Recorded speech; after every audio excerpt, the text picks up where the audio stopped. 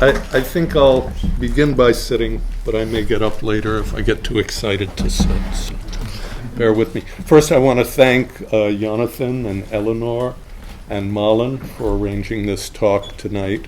I'm very pleased to be here. And I'm very pleased to see all of you here, too. I think the very fact that you managed to take time out of your busy lives to come attend a discussion like this indicates that you share many of my concerns already. So I'm going to speak frankly with you here tonight. And let me begin by saying that the world is a mess, that we are in the midst of a crisis, of a whole series of interrelated crises. I remember when I was a young man, the idea that we could pollute the oceans, that somehow the vastness of the sea could be tainted by human activity seemed absurd, seemed impossible. But we've managed to do that.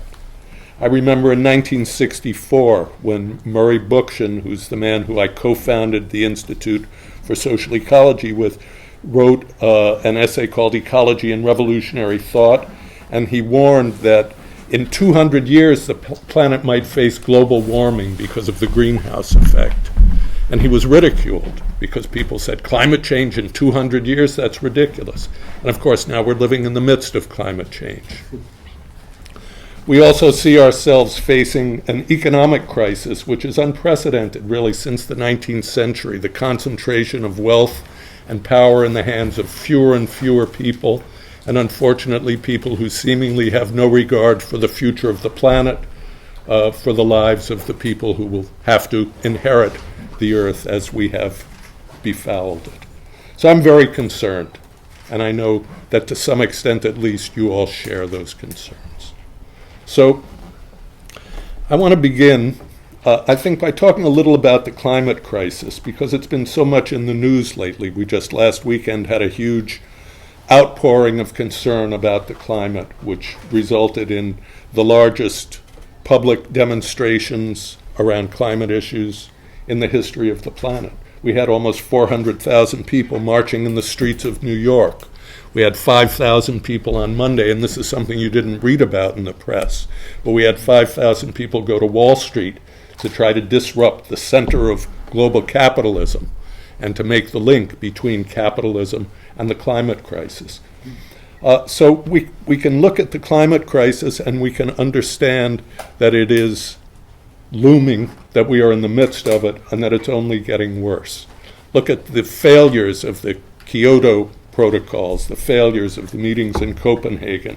And looking at that, I have very little hope that in fact the leaders of the world are really prepared to deal with the climate issue with the level of critical understanding that's necessary for us to solve that problem.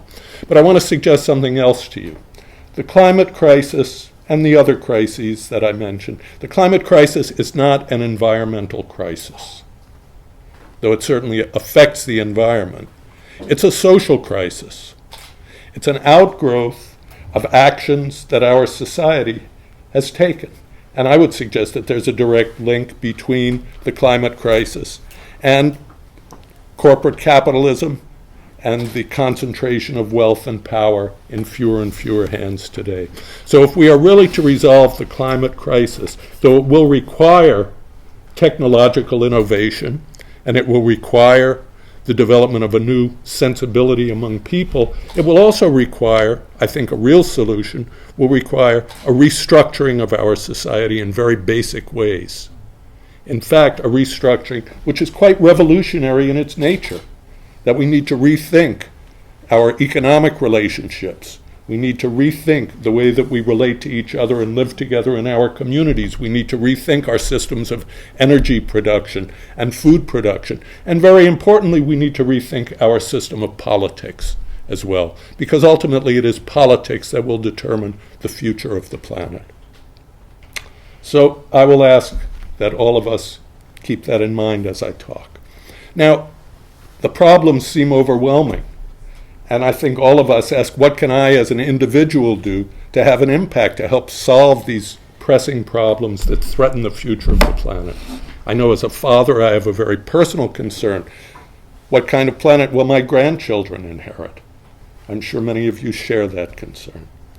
So it's not enough to simply say that we need to create a more sustainable system. Because sustainability is a term which is very flexible. It's used in many different ways, depending on who's talking about sustainability. ExxonMobil uses the rhetoric of sustainability. The World Bank uses the rhetoric of sustainability. British Petroleum says we're now, BP stands for Beyond Petroleum, because they build a few solar collectors while they're also pumping oil out of the Gulf of Mexico and creating the biggest oil spill the planet has ever seen. So there's a great deal of greenwashing going on, a great deal of rhetoric around sustainability without any real substance. And I think we have to look very carefully at what we mean when we use that term. What would a sustainable society be? And each of us undoubtedly has our own vision of that. But I would suggest that we need to find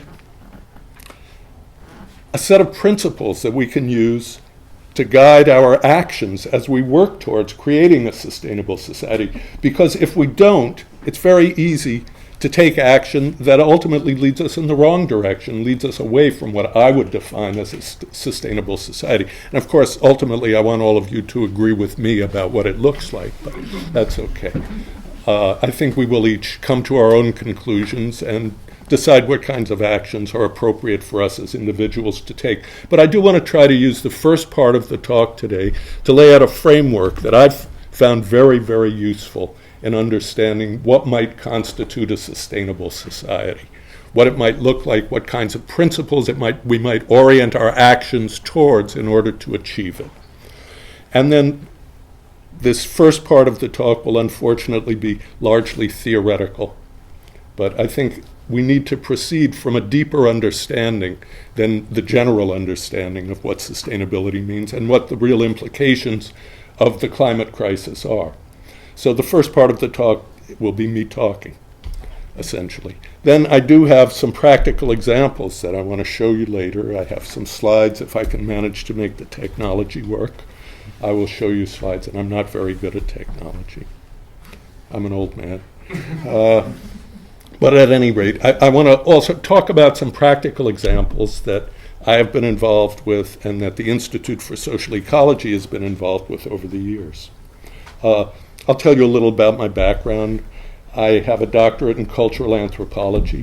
My studies have focused on social ecology, which is essentially the study of people's relationship to the natural world. And I've also been very involved in studying grassroots community development efforts that have an ecological focus. So I'll talk to you about some of those experiences, and I'll show you some examples to try to concretize things. Because for me, one of the most important things that social ecology offers as a framework is a way to connect theory and practice, a way to create a praxis so that the theory informs our action, we analyze the results of our actions, and then we analyze the theory in relation to how it worked out in practice, and if necessary, change the theory to incorporate the new data. Social ecology as a framework is concerned with examining people's relationship to the natural world. And we do that from a variety of perspectives. It's as we've developed it at the Institute for Social Ecology, it's an interdisciplinary approach that draws on studies in anthropology, nature philosophy, history, biological science, and then we also have an applied social ecology, which looks at things like alternative technologies. Back in 1974, when we began the Institute, as Jonathan mentioned, we were working with very early attempts at applying things like solar energy, wind power, ecological agriculture, ecological approaches to aquaculture, integrated systems, energy efficient building, and community development that utilized those techniques and technologies as part of creating a more ecological framework in which people could actually live and prosper. So we did this early work at a time when there was very little known about these technologies and techniques, and we did some pioneering work. Certainly since then, we've seen the whole field of alternative technology, as we called it back then. Now it's called green technology or sustainable technology. We've seen it explode, and we've seen it become a multi-billion-dollar industry. That was not really our intention when we started working with these ideas. We were attracted to the technology because we saw it as having an application in a humanly scaled setting, in communities where people lived. And we saw it as providing a material base for a more self-reliant, decentralized, non-hierarchical approach to living together. We thought that a humanly scaled technology would allow people to both understand and control the technology rather than always being at the beck and call of our corporate masters. Unfortunately, that's not the way the technology has developed, though I think that potential still exists there. So social ecology has this theoretical dimension and an applied dimension, both of them, and we try to put them together at the Institute. But what is social ecology? Social ecology is an approach which begins really with a philosophical question, an epistemological question. Epistemology, of course, is the study of how we constitute what we know. How do we define what we know? How do we create knowledge, in a sense? And social ecology begins with the question, what is nature? I think everyone in this room has an idea of what nature is. And probably, since you are a very select group, you have a fairly sophisticated understanding. But I would say that in general, in our society, in Western societies, Western industrial societies particularly, nature is understood as resource. Nature is something out there, it's external, and it's different from people, it's different from society. And in fact, we see a dichotomy between nature and society. Nature is there for people to exploit, for people to utilize. Nature is something static. It's coal sitting in a mine waiting for people to dig it out, or it's trees waiting to be cut down for people to turn it into lumber. We don't really value nature in and of itself, and we see ourselves as quite separate from nature. But in the view of social ecology, nature and people are not separate. We're not indistinguishable. Certainly we see gradations between non-human nature and nature as expressed by humanity, but we're all part of the same biological process. And that process is the process of biological evolution, which began 3.5 billion years ago with the first single-celled organisms. And here I'm going to run through 3.5 billion years of biological evolution in about 5 minutes, so bear with me. But nonetheless, nature in social ecological terms is defined as natural history. The process of evolution itself is nature. And people are a part of that process. In the same way that all organisms grew out of single-celled organisms in the primal ocean, so too, in a certain sense, do people. Because we all begin as a single cell in our mother's womb. And the amniotic fluid in that womb, it has the same pH as the ancient oceans that first gave birth to life on the planet. We know that over billions of years, single cells evolved into more complex organisms, and those more complex organisms formed even more complex organisms, and ultimately we see mammalian life emerge, and mammalian life is probably the most complex form that evolution has taken yet. And people, of course, evolved out of mammalian life. We are Homo sapiens sapien. We know we have ancestry that goes back about 3 million years, the earliest hominid line. This is all well established by anthropology, if you accept the theory of evolution. There are many in the US who don't, I hate to tell you, as an aside. However, we see a continuum between all forms of life on the planet. So in that sense, we are as much a part of nature as a deer or a tree or a blade of grass. We are natural creatures. But social ecology then goes on to make an important distinction, because we see that in all forms of natural life before the evolution of people, the primary means by which evolution occurred and through which survival occurred was adaptation to the environment. A species had to adapt to a particular environmental niche. If it adapted, then it prospered, it was able to pass its genes on, and the species continued. If it failed to adapt, then it became extinct. But with the emergence of humanity, what we see is nature in which, rather than adapting to particular environmental niches, we adapt the environment to meet our needs. We do that through our use of technology, through the artifice and creativity that in part defines us as human beings.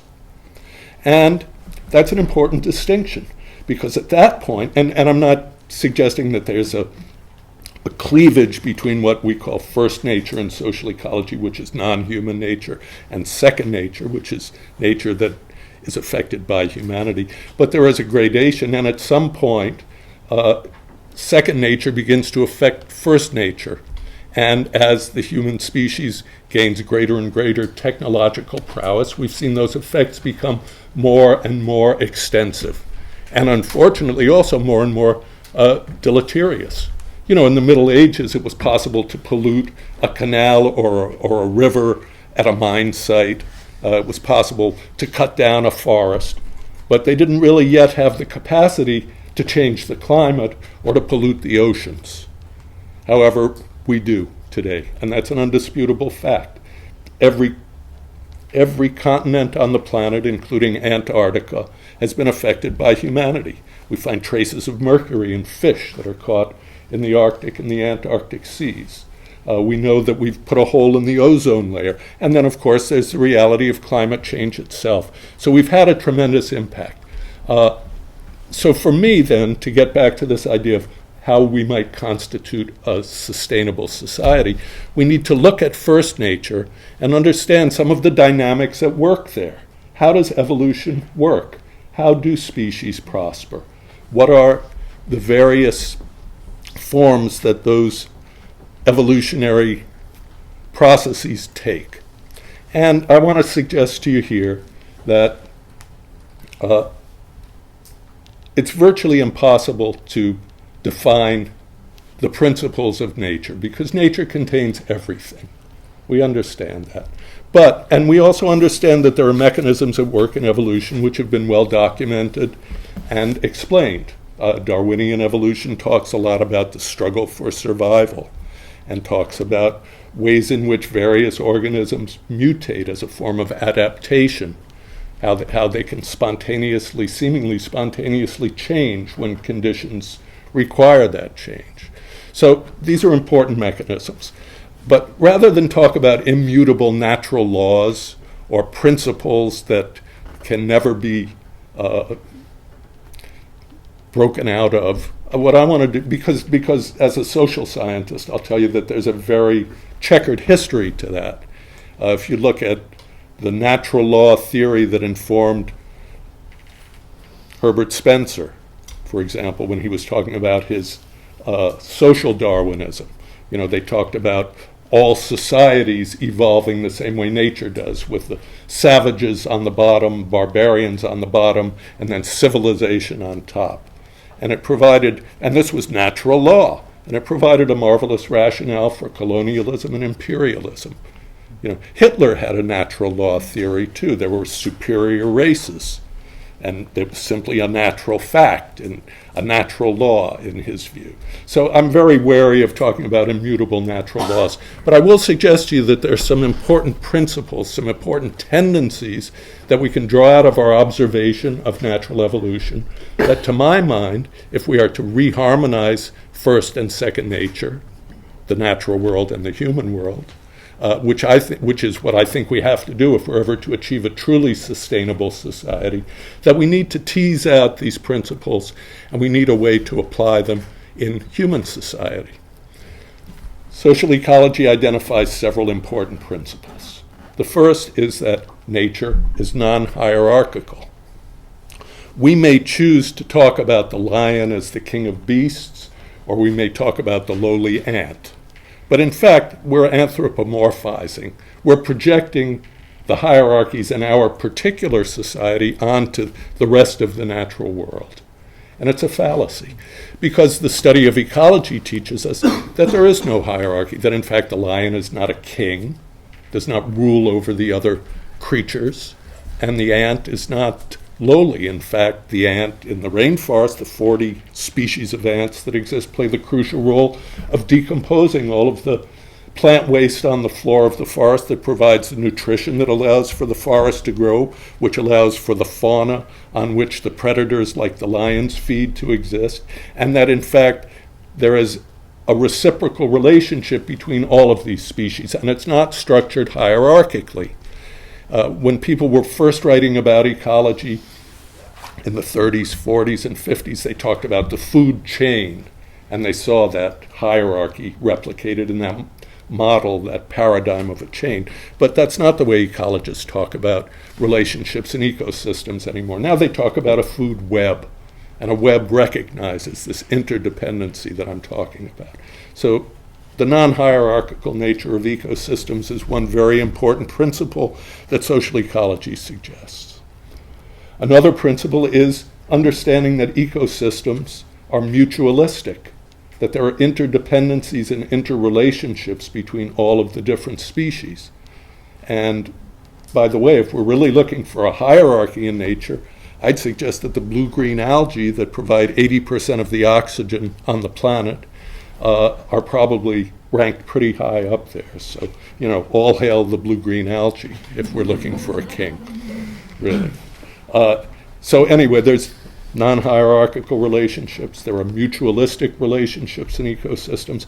If we look at the whole of evolution, and I'm not suggesting here that there aren't fluctuations and peaks and valleys and extinctions, but overall, it's undeniable that life evolved from single-celled organisms to complex mammalian forms of life.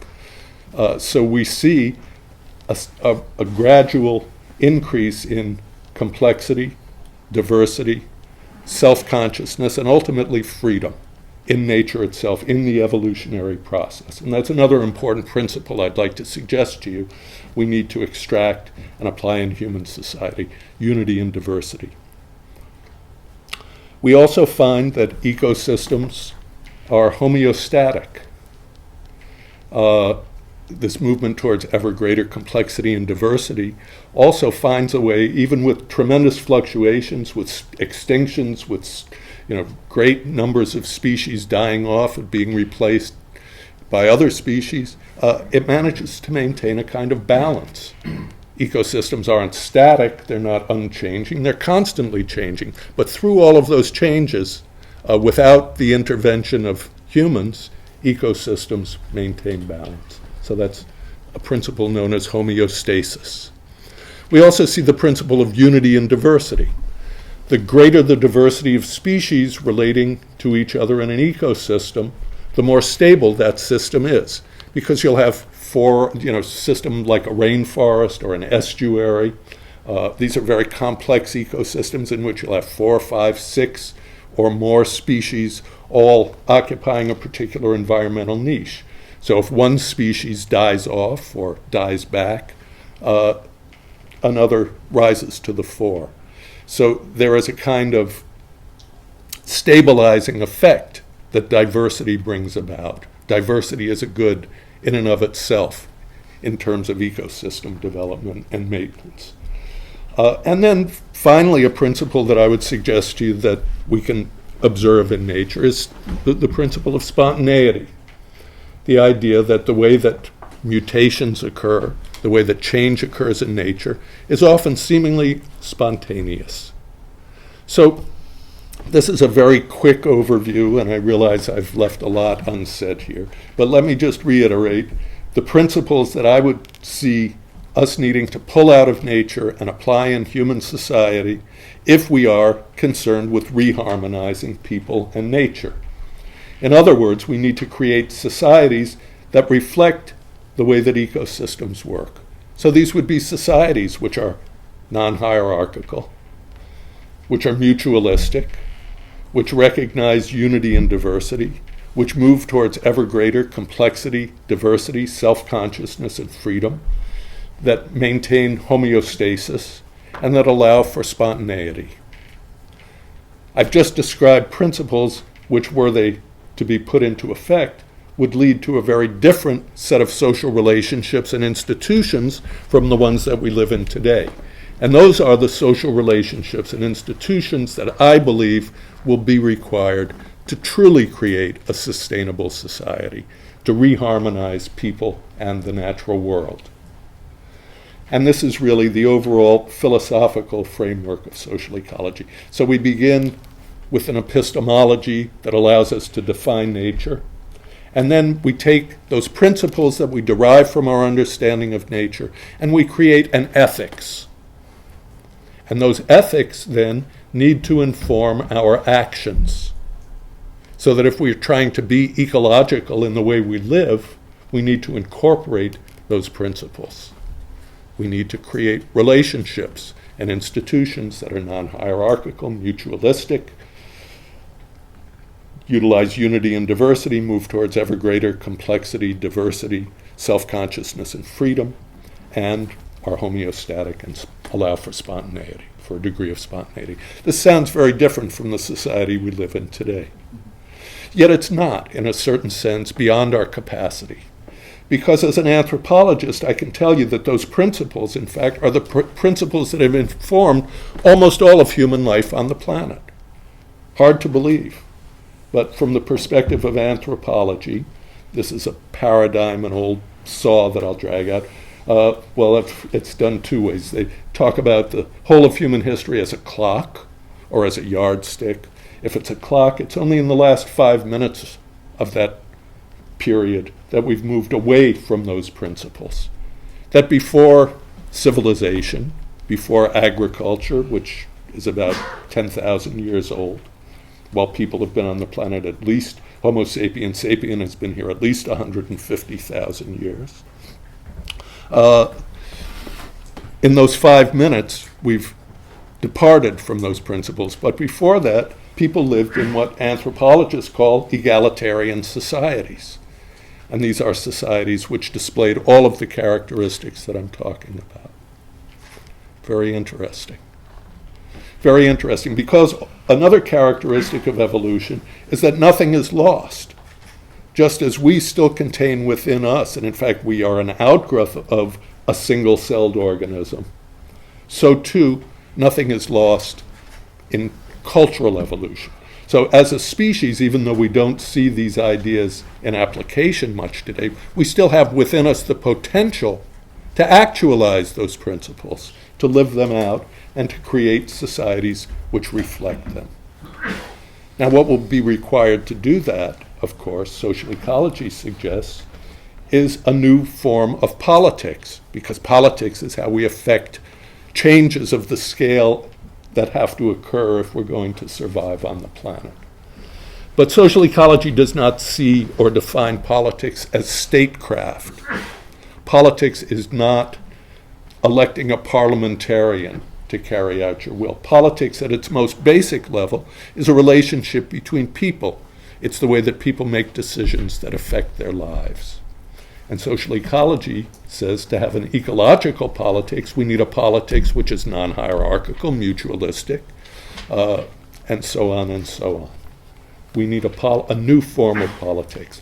And that politics will find expression in a variety of ways. Very importantly, it will find expression through a critique of the existing society, through protest. The marches, which occurred last weekend, focusing on climate change. Very important, very crucial. We need to say no. We need to raise our voices. We need to oppose those who would continue to pollute the planet, destroy the environment, and give our children an uninhabitable world in the future. Very important to do that. But we also need a reconstructive dimension to our politics, where rather than simply protesting and saying no, we also begin to create models of what an ecological society would look like. And that reconstructive dimension can take many different forms. This is where the discussion of community development comes in. That's my particular interest. And I'll go into greater detail about all of that a little later on in the talk. And I've been going on for a while. But let me wrap up this section quickly. So this reconstructive dimension can take the form of creating cooperative ventures, food co-ops, producers co-ops, humanly scaled, ecologically oriented forms of production and consumption. The focus should be much more on reproduction than it is on production. We need to reintegrate things like regional and local forms of food production into our cities and towns and communities. We need to begin to produce energy locally rather than these extensive energy grids. You know, we lose something like 40% of all of the electricity we produce in transmission. An incredibly wasteful system. Were we to decentralize that system, we'd have to produce much less energy. And we need, of course, to utilize renewable, non-polluting sources when we do that. And they have the potential to be understood, owned, and controlled by people in communities. And then the final dimension of this change that needs to occur is political. And here we need certainly to put pressure on the existing political system to try to bend the politicians to our will. You know, back in the 60s, we had a saying, when the people lead, the leaders will follow. Well, we're at a point now where we do have to lead. It was very interesting. Just the other day after the climate march, there was an op-ed piece in the New York Times, you know, which is the paper of record in the U.S., a very well-respected institution. And in it, the author was saying, you know, it's not working. The climate march is important, but we can't wait for the presidents and the prime ministers and the premiers and the kings and the emperors to lead us out of this crisis, because they won't. They've had an opportunity. They had a chance in Kyoto to do something. They failed. They had a chance in Copenhagen to do something. They failed. They'll have a chance next year to do something, but the expectation is that they will fail. And the point that he made, and the point that I will make, is that in fact, if we are going to bring about change, it's going to have to come from the bottom up. It's going to have to begin with us. And I'm not just talking about lifestyle changes. Certainly as individuals, we have a responsibility to consume less, to be as green as we can, to recycle, to compost. I do all of those things. My family, we live in a very rural area in Vermont, and we have solar collectors to produce our electricity, and you know, we have compost, and we grow a lot of our own food, and it's all great, and it makes for a wonderful lifestyle. But I recognize that all of my actions as an individual, and all of the pollution both the pollution that I create and the pollution that I don't create, means nothing compared, in my whole lifetime, means nothing compared to the pollution and the output from one day of an industrial plant. So we need to take personal responsibility for our own actions, certainly, but we also have to hold the real people who are responsible for befouling the planet responsible. We need to hold the corporations and the political leaders who have failed to act responsible. But the impetus and the way we will do that will be from the bottom up, through our actions and through processes like community development, and through, very importantly, taking political action and redefining politics, creating locally based politics.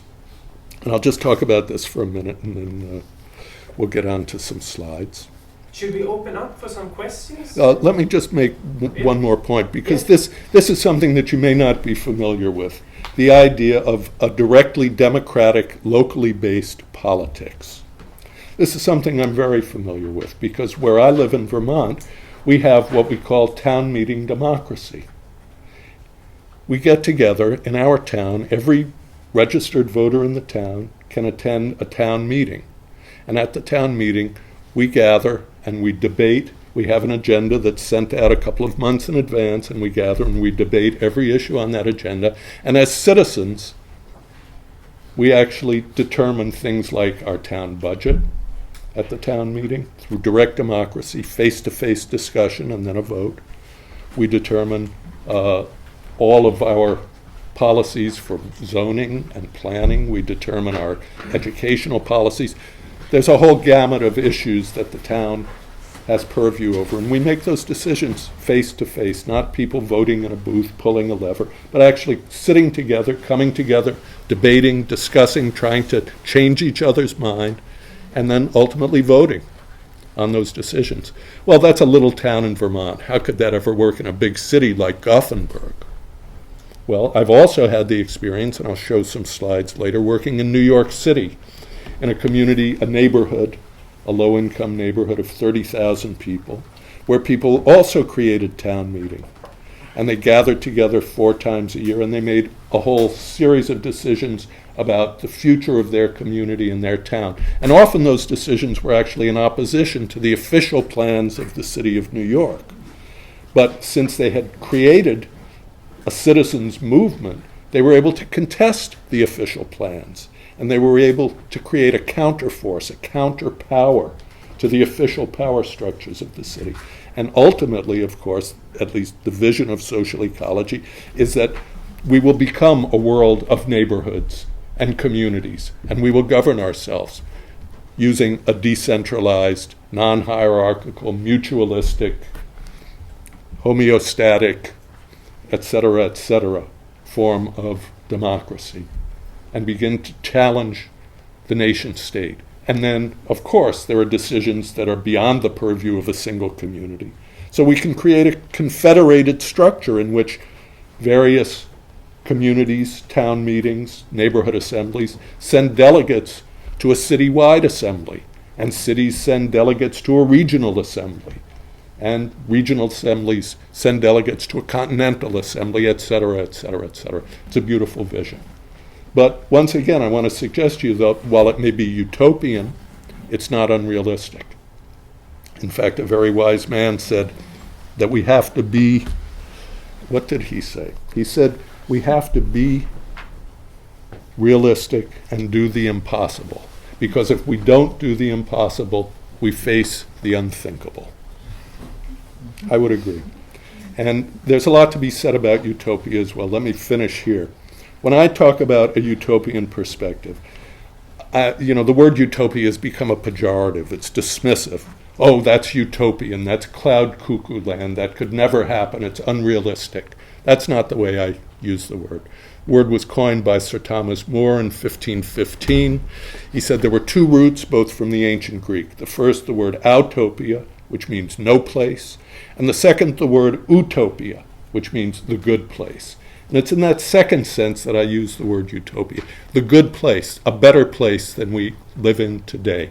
And a place which is rooted not in a fantasy, not in ideas that defy the laws of physics or chemistry or biology, but a world rooted in real existing potentialities in our society today. And if we look around, we see those potentialities before us, despite the rapacious nature of capitalism, despite the fact that we're told again and again that it's human nature to be greedy, acquisitive, violent, and competitive. Well, those are all aspects of human nature. But as an anthropologist, I can tell you that anthropology doesn't accept that narrow definition of human nature. Rather, we understand a concept called the human potential. And while it contains all of those nasty things, it also contains the possibility for mutualism, cooperation, nurturance, the kinds of relationships that exist in families and in communities all around us today.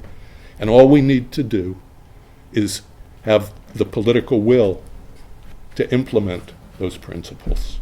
It's within our grasp. These are not impossible things to achieve. So in that sense, I am a utopian. I believe we can create a better world. And I think we better do it or we're in big trouble. And I'll end there.